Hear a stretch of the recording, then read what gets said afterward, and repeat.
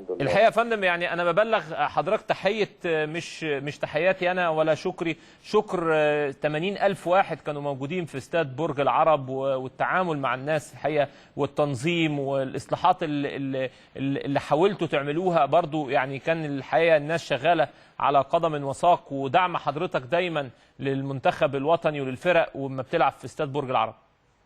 احنا تحت امر المنتخب الوطني، وده فرحه لمصر كلها طبعا.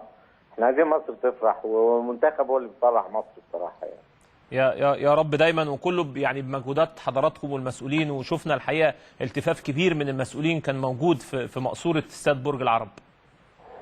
طبعا حاجه جميله جدا، وكانت مباراه يعني خرجت بشكل لائق والتزام جماهيري بيشجع ان احنا عوده الجماهير للملاعب. يعني ده مظهر اللي احنا عايزين الملاعب المصريه ترجع تاني بقى بهذا الشكل، والتشجيع للرياضه من اجل الرياضه.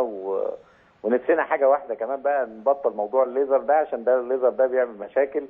فيعني مش عايزين حد بعد كده يمسك علينا اي غلطه، وعايزين الصوره الحضاريه ترجع بقى للملاعب بشكل جيد جدا يعني. ان شاء الله يا رب، واحده واحده بطلنا يا فندم الشماريخ، وان شاء الله باذن الله نبطل الشغب، ثم ان شاء الله نبطل الليزر باذن الله. ما احنا بنطمع، معلش، كل ما الجمهور بيبدا يتغير احنا كمان بنطمع فيه اكتر يعني، وده عشاننا في جماهير مصر يعني. لا طبعا، لا كلام طبعا محترم جدا.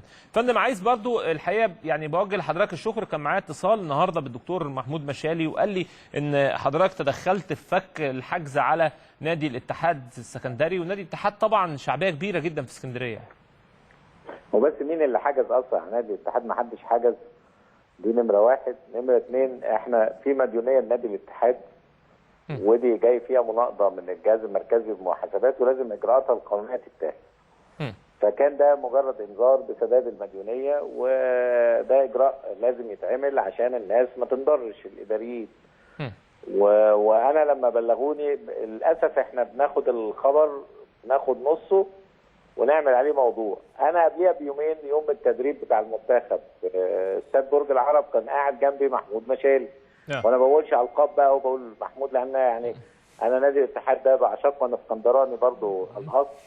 فبالتالي الاتحاد ده بالنسبه لي حاجه كبيره جدا، وكل انديه اسكندريه طبعا كلها، لكن الاتحاد في ناس بتعشقه، ده النادي الشعبي بتاع اسكندريه طبعا. فبتكلم معاه وقلت له انتوا مقصرين في حقي، والمفروض تجيب مجلس اداره وتيجوا تقعدوا معايا وتشوفوا المشاكل بتاعتكم، عشان احنا عايزين نعمل حاجه كويسه لنادي الاتحاد.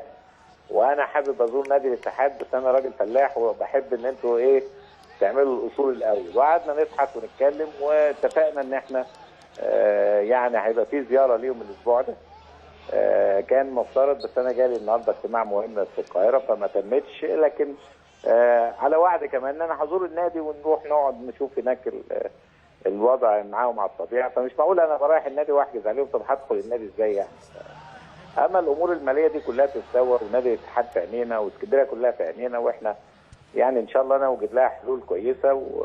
وهم يعني حتى الكابتن محمود ومجلس الاداره كلهم يعني مش قلقانين من القصه دي، لان يعني مش هتيجي بقى رضا فرحات هو اللي هيحجز على النادي، يعني مش في عهدنا، يعني مش هقبلها يعني.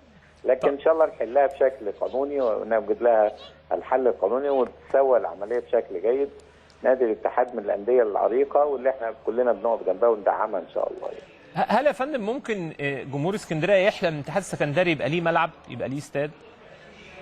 ما هم حاليا خدوا منطقه ارض، لكن يعني انا طلبت منهم يجوا يقعدوا معايا، وان شاء الله نعمل لهم حاجه كويسه جدا. وانا كنت عارض عليهم عرض كده، والله لو عملوا معايا نعمل لهم حاجه جميله جدا وحاجه كويسه يعني. ان شاء الله نتكلم فيها، بس ما نسبقش الاحداث، لكن ان شاء الله تبقى في عادي حاجه كويسه لنادي الاتحاد ان شاء الله. ان شاء الله يا فندم يجوا لحضرتك ونكون معاهم ان شاء الله. ان شاء الله ان شاء الله. بشكرك يا فندم، شكرا جزيلا. ماشي يا كابتن سيف، ويعني دايما وشك حلو لما بتنقلوا وبتعلقوا على تدريبات المنتخب ومباريات المنتخب، وشكوا حلو على المنتخب دايما كده معانا ان شاء الله. ربنا يخليك، ده من ذوقك يا فندم. بشكرك يا فندم، شكرا. الله يخليك.